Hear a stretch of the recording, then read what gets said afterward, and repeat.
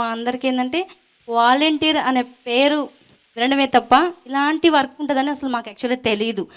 Actually volunteer అంటే ప్రజలకి సేవ చేయమన్నారు. సో అలా ఎలాంటి సేవ అనేది అసలు మాకు అర్థం కాలేదు ఫస్ట్ స్టార్టింగ్లో. మాకందరికీ కూడా ప్రజలకి సేవ చేయాలంటే ఇష్టమే.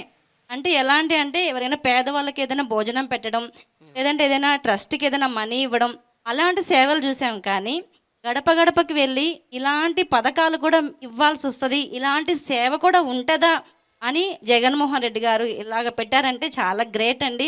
మేము ఫస్ట్ ఆఫ్ ఆల్ అసలు థ్యాంక్స్ చెప్పాలి జగన్మోహన్ రెడ్డి గారికి.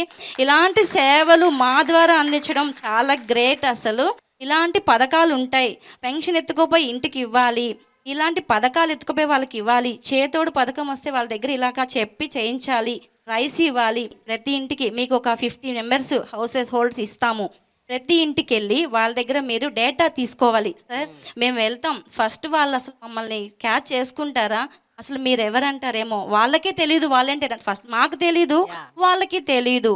మేము వెళ్ళగానే వాళ్ళు మమ్మల్ని రిసీవ్ చేసుకుంటారా సార్ అంటే, అమ్మ మీరు వెళ్ళండి, వాళ్ళకి తెలియచేయండి అసలు వాలంటీర్ అంటే ఏంది, మేము ఎలాంటి పథకాలు మీకు అందిస్తాము, జగన్మోహన్ రెడ్డి గారు ఎలాంటి పథకాలు పెట్టారు, అవన్నీ మీకు ఎలా అందచేయాలనేది మీరు వాళ్ళకి తెలియచేయండి, వాళ్ళ దగ్గర నుంచి వచ్చే స్పందన మాకు తెలియజేయండి అని చెప్పి సచివాలయం సిబ్బంది అయితే చెప్పారు. సో మేము అలాగే వెళ్ళామండి.